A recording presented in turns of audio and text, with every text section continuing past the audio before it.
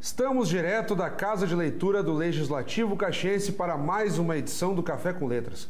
E quem nos brinda com a sua presença é o advogado e escritor Alexandre Schumacher Triquez, com a obra 60 Minutos Direto de Eldorado.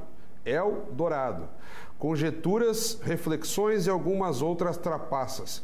Alexandre, é um prazer tê-lo conosco. Prazer é todo meu, Fábio. Um prazer enorme.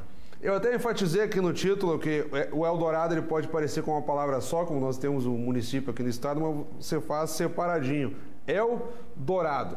Então, já quero começar te provocando por que desse título, que deixa depois um tom diversificado, reflexões, conjecturas, enfim. Por que desse título, 60 Minutos de Eldorado? O dourado, digamos assim. Isso. Na verdade, o Eldorado é uma palavra que eu sempre gostei muito, sempre me chamou muito a atenção. Não o nosso Eldorado aqui do município, mas o Eldorado sul-americano. Claro. Né? Por isso que eu fiz ele de forma também separada, né? Eldorado é uma lenda antiga que se conta no tempo, né, da conquista da América, né, que haveria a região de Eldorado, onde haveria o hábito de passar ouro no corpo, de tanto ouro que se tinha, né? Uma lenda que ela altera conforme o país, Colômbia, Bolívia, enfim, ela é uma lenda indígena, né? E ela diz que haveria um homem dourado, né? Seria o homem dourado. O dourado, no caso, né? O dourado. Trazendo para o português. Isso. E ela entra no livro como, de forma um pouco egoísta, seria, digamos assim, o meu Eldorado, a forma de eu mostrar como eu penso sobre as coisas que eu trago, porque o livro transita em muitos temas, na música, fala um pouquinho de literatura, enfim, né? Pois é, a tua área de atuação é mais o direito, como advogado. Aqui nós estamos tratando basicamente da tua iniciação, digamos assim, no mundo das crônicas, tentando caminhar já para a questão literária propriamente dita.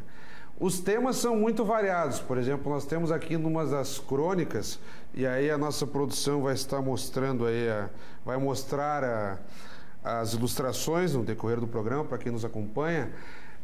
Por exemplo, problematizando ali a própria ideia do Dia da Mulher. Aí tu citas a Rainha Elizabeth, mas de uma forma bastante breve. Dias das Mulheres. Nós temos, conhecidamente, o 8 de março. Então, por que os Dias das Mulheres? Isso, esse é um texto interessante que tive a oportunidade de escrever num momento assim de deslumbre, né? E eu acho que o nosso deslumbre com as mulheres é diário, né? A inteligência, a magnitude que as mulheres têm no mundo, né? E parece que durante muitos anos, eu falo isso no texto, a gente talvez excluiu as mulheres, elas foram excluídas, né? Dos processos decisórios e dos meios sociais em gerais. Então, parece até como um certo medo, né? De que talvez elas chegando, elas pudessem abafar os homens, né? Claro. Porque onde elas surgem com muita genialidade, com muita força, com muita competência, né? Então, no texto eu quero dizer, o Dia da Mulher não é o Dia da Mulher, todos os dias é o Dia da Mulher, né? E aí, passando por alguns dos textos, por exemplo, nós temos ali já uma brincadeira envolvendo o futebol, com a Copa Libertadores da América, que é um grande sonho de consumo de qualquer time sul-americano, e agora dos mexicanos também, que entram aí como convidados. Tem clube mexicano poupando jogador no Campeonato Nacional para jogar Libertadores. Então, ali tu brincas com alguns nomes de empresas patrocinadoras, que a gente não pode citar aqui pela questão comercial, mas enfim. E ali há também esse jogo de ironias, né? De que o futebol não é diferente do que em outras áreas, é inevitável. A venda das marcas, da televisão, eventualmente banco, empresa disso, de pneus, de próprio vestuário esportivo, estão ali, né? É oportunidade. Exato. Na verdade, o texto da Libertadores foi interessante, porque eu queria que o livro tivesse uma opinião, uma crônica, um texto, enfim, sobre um assunto que sempre me inquietou, né? Que é a total incapacidade dos países sul-americanos de tomarem um rumo na vida. Né? Vejam agora o momento que a gente vive, né? Parece que estamos retornando à década de 80. né? Inflação alta em todos os países, populismo em alta, né? Crises. Se bem que na Argentina elegeram um presidente dito conservador, né? O ex-presidente do Boca, ex-prefeito de Buenos Aires. Vamos uma guinada ali, mas todo mundo agora, às vezes o cara tem medo de dizer que é de esquerda, tem medo de dizer que é de direita, diz que é de centro, que é o caso dele.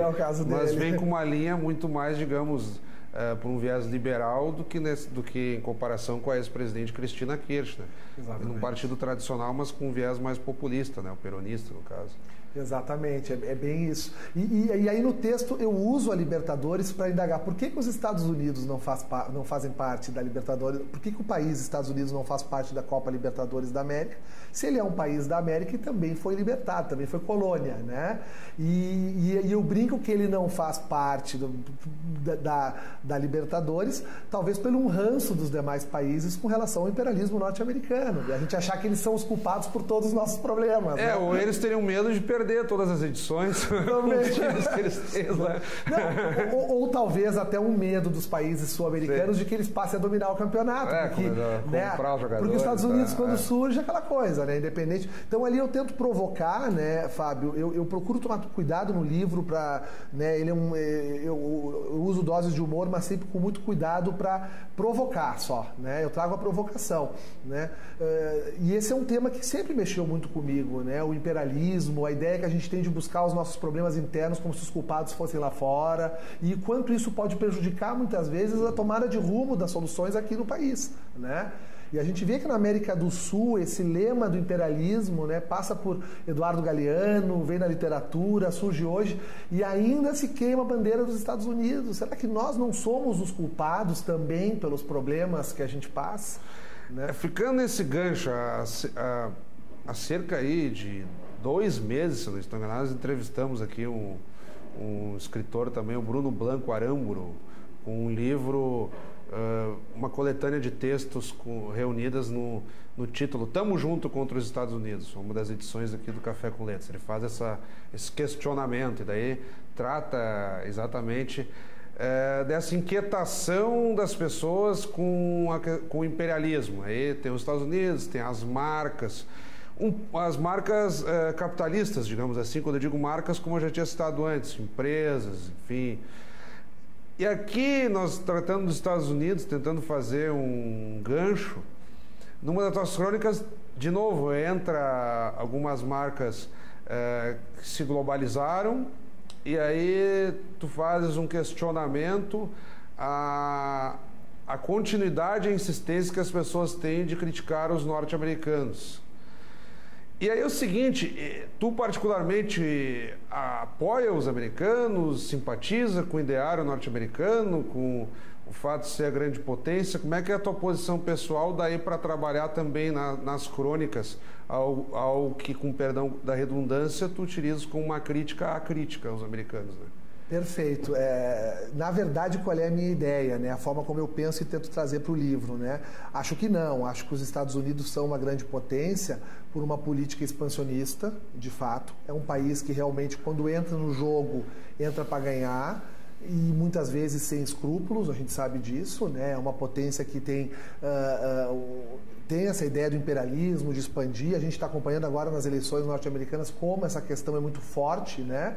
Como a questão do expansionismo é forte para eles. Mas no livro eu tento dar a tônica de que esses grandes conglomerados americanos, multinacionais que tem aqui no Brasil, como por exemplo, talvez emissoras de televisão ou revistas, jornais, mais importante do que nós criticá-los é nós desenvolvermos a massa crítica da população para ela poder mudar de canal. Né? Por exemplo, se eu sou contra uma emissora de televisão, se eu acho que uma emissora de televisão tem uma programação que de repente não agrada, que está manipulando o povo, a melhor forma de eu me rebelar contra ela é pegar o controle remoto e trocar o canal. Né?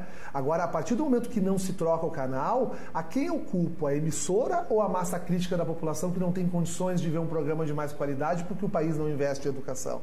Será que o problema está no emissor da informação ou no receptor que recebe essa informação e acaba manipulado, né? Porque não tem uma capacidade de discernir, né? Então eu mexo muito com essa ideia da subjetividade, né? Essa ideia da subjetividade. E normalmente muitos que criticam consomem o que criticam. Claro, eu entendo. Fica aquela crítica como forma de promoção intelectual. Exatamente. É elegante daqui a pouco, um determinado nicho, o sujeito fazer a crítica aos americanos, ou fazer a crítica a uma grande emissora de televisão e por aí afora, ou aquela história, eu não consumo determinados produtos, aí é o primeiro a estar tomando um refrigerante de referência, ou usar uma camiseta, uma roupa de determinada grife. Claro, acaba sendo inevitável, mas eu entendo.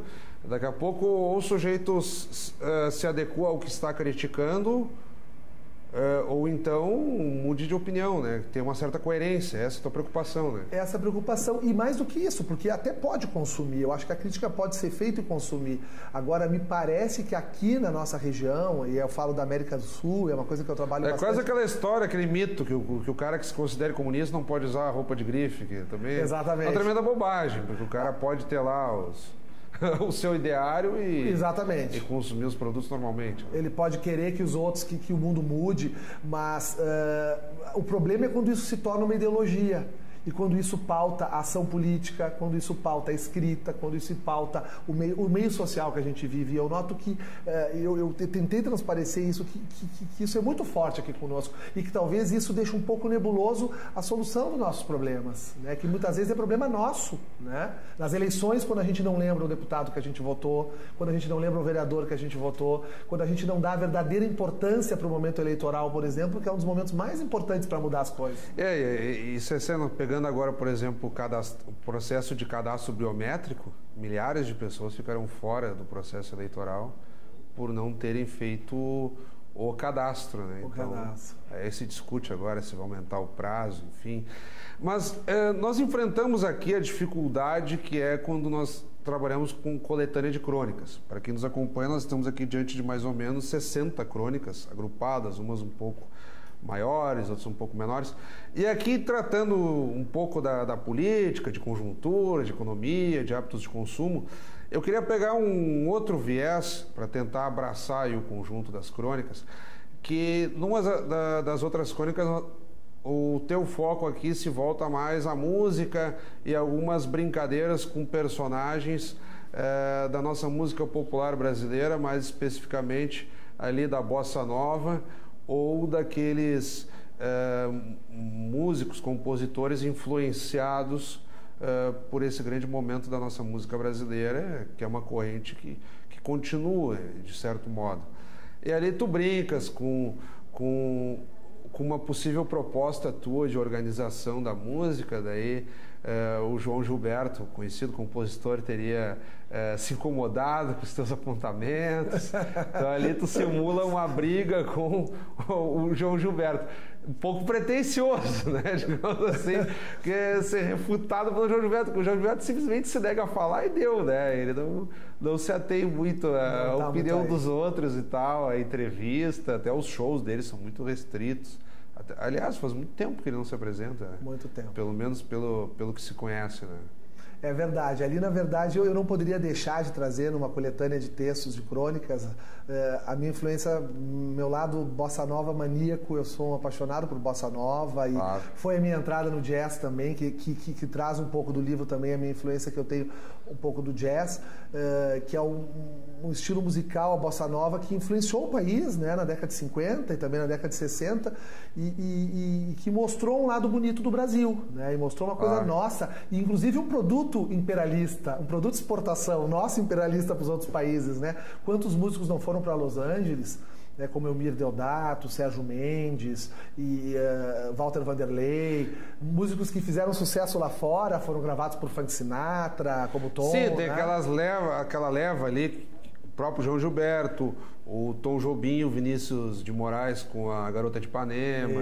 Isso. Até esses tempos aí, assistindo, retomando entrevistas antigas, eu tive contato com uma entrevista lá do início dos anos 90, do Tom Jobim na TVE, aquele programa Roda Viva. E aí ele falava que praticamente eles não ganhavam quase nada do que era executado da Garota de Ipanema no exterior. porque eles não tinham nem noção de como é que funcionava direito os direitos autorais no exterior, então eles ganhavam uma quantia mínima, assim. Interessante, porque foi um movimento muito puro, né? Claro. E eu acho que a Bossa Nova entra também, Fábio, assim, se tu me permitir uma construção que faço agora, assim, refletindo, né? Eu ainda estou interpretando muito, que a gente acaba, né, levando um tempo para compreender também o que a gente escreve. A crônica é um gênero literário muito brasileiro, a gente tem grandes cronistas, né? E muitos cronistas desta época, né? E um cronista que me influencia muito é o Stanislau Ponte Preta, o Sérgio Porto, né? Aquele famoso cronista que redescobriu o Cartola em Ipanema na década de 70, depois que ele ficou um tempo no ostracismo e tal. E o Sérgio Porto é um cronista bossa novista, ele viveu aquela fase áurea do Rio de Janeiro na década de 50 e 60 e a bossa nova ela encaixou no livro também muito por isso, assim, para mim tentar dar um ar bem leve, assim. Eu acho que os anos 50 foram anos leves, né? Foram anos bem brasileiros, né? De descoberta do país. E continua mal bem, né?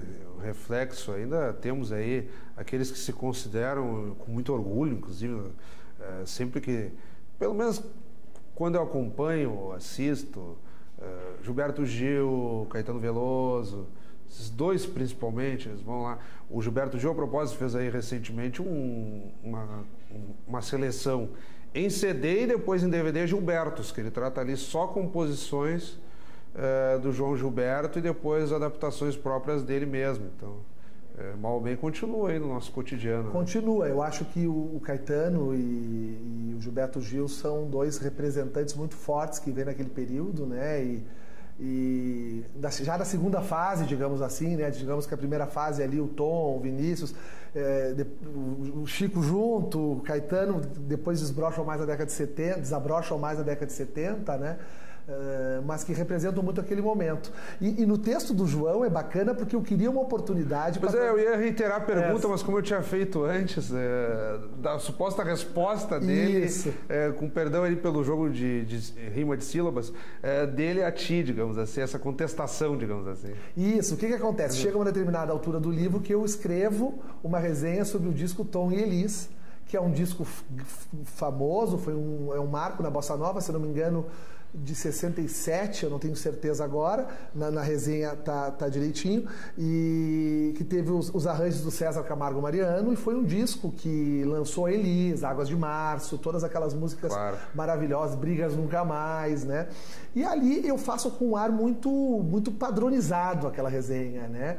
Dando um ar de que talvez eu tenha plagiado ela e copiado ela de alguma resenha de verso de vinil. Tipo, né? aquele que copia na internet, ou coisa do tipo. Exatamente, por isso que se chama plágio, inclusive. Claro. E no final descobrem, o leitor descobre, né, ali, tá bom, vocês descobriram, eu não vou mais tentar posar de intelectual, mostrar que eu conheço assuntos diferentes. E aí o João Gilberto tem acesso a esse meu texto, né, uma ficção, e ele me manda uma carta, na verdade, com ciúme por eu ter escrito do Tom e da Elis e não ter escrito dos discos dele, né? E ali eu aproveito para dizer, por que tu não escrevesses de mim? Eu tenho o Amoroso, de 77, orquestrado por Klaus Ogerman, que é um disco maravilhoso. Eu tenho o Amor, Sorriso e Flor, todos os meus discos. E aí ele começa a contar da monotonia da vida dele. Aí eu entro na rua que ele mora, os restaurantes que ele come, né? Onde ele frequenta. Logicamente que aquilo que a imprensa nos mostra, porque o João é um cidadão recluso, né? Ninguém sabe muito bem o que ele faz, né? E o texto assinado por ele no final, como se ele tivesse de fato me mandado a carta, e o título da crônica surreal, né? Seria algo impossível. Ou daqui a pouco ele nesse cenário hipotético, nessa troca de correspondência, de informações, talvez ele não tivesse te dado o tempo necessário para escrever sobre ele daqui a pouco, mas esperar um pouquinho mais. Esperar um pouquinho, né? Poderia. Então, mas combinou, acho que foi interessante. Eu quero te cumprimentar primeiro porque tu não és um escritor de referência das crônicas, então tem essa ousadia de compor e outra, ficou bem vasto, acho que no decorrer do programa procuramos dar essa noção, uma passeada de uma forma bem leve pelos temas, acho que é muito tranquilo, muito legal de acompanhar teus apontamentos. E eu gostaria que nessas tuas últimas considerações, tu desses uma passeada por um tema que não tratamos até aqui, ou algum ponto que tenha ficado de lado, que é inevitável. Nós tentamos aqui agrupar, por aproximação temática, um conjunto de 60 crônicas, né? que estão nesse livro. Com certeza, né? O livro, na verdade, ele é um livro de crônicas, são 60 crônicas, mas elas podem ser lidas todas individualmente, mas, de fato, eu recomendo que se leia da primeira até a última, porque elas têm uma relação uma com a outra, né? Então, eu vou desenvolvendo, eu trabalho um pouquinho, outros temas que eu trabalho também é superstições, eu entro um pouquinho no futebol, nessa questão do imperialismo, eu falo um pouquinho de amor também, né? Eu entro também muito num tema que mexe muito comigo há muito tempo, e eu acho que está muito atual também, Fábio, que é o que a gente vê assim, a cultura brasileira, né? O costume do brasileiro. A gente vê o momento que a gente vive hoje no país, essa crise que a gente vive no país, política e econômica, mas a gente vê que no fundo talvez ela seja uma crise moral, né? De uma geração que não quer mais concordar com algumas coisas que acontecem no país. É verdade. Mas que uma geração que reproduz aquilo que acontece na capital federal, né? Por exemplo, uma geração que de repente critica o político que faz o caixa 2, mas não gera nota fiscal no seu estabelecimento. Ou se encontra a carteira no chão, não devolve o dinheiro, ou se devolve e vira notícia no jornal, como se fosse um plus. Né? É aquela história, e se ele ascender a uma posição social de maior repercussão ou um cargo público, não vai reproduzir esse comportamento do cotidiano? Provavelmente sim, né? O que a gente está vendo lá é reflexo do que a gente faz no dia a dia, exatamente. Né? Aquela história de tentar sempre pagar o mínimo de imposto possível, né? Parece que se sacraliza o privado, né? No privado pode tudo, né? E no público a gente cai em cima. Veja uma questão interessante que, tirando essa experiência agora que a gente está vivendo de corrupção no país, normalmente quando nós víamos cenários de corrupção, né, nunca aparecia o corruptor ativo. Né? Apareceu agente público envolvido. Que é a novidade desse momento, né? É a novidade desse momento. Na prisão, né? Funcionários públicos, e aí começou, né? Toda uma situação. Porque se tem o corruptor passivo, se tem o agente público que está fazendo corrupção, tem um privado que está investindo nele, né? Disso, né? E isso sempre se manteve à sombra, claro. Né? Então eu acho que a gente vive uma crise, eu acho que a nova geração brasileira não quer mais isso. Me parece muito isso. Eu acho que a gente tem que tentar mudar. Que no fundo é o que a gente chama de jeitinho brasileiro, né? O jeitinho, tá tudo bem, termina com um sambinho. Algo meio cultural, né? E leva tempo também. Leva tempo. Bom, nós estamos aqui construindo quase que já uma segunda releitura do teu conjunto de crônicas, e claro, o programa tem que ser encerrado, infelizmente. Eu quero te agradecer bastante. Fica aqui a dica de leitura, então, 60 minutos de Eldorado. Não é simplesmente o Eldorado, digamos, como tu explicaste, da tua ótica em relação às tuas crônicas. Isso. Então vamos ver se o público responde dessa forma também. Mais uma vez, muito obrigado. E eu que agradeço, Fábio, obrigado aqui à TV Câmara de Caxias, e obrigado pela acolhida, foi um prazer enorme. Tá.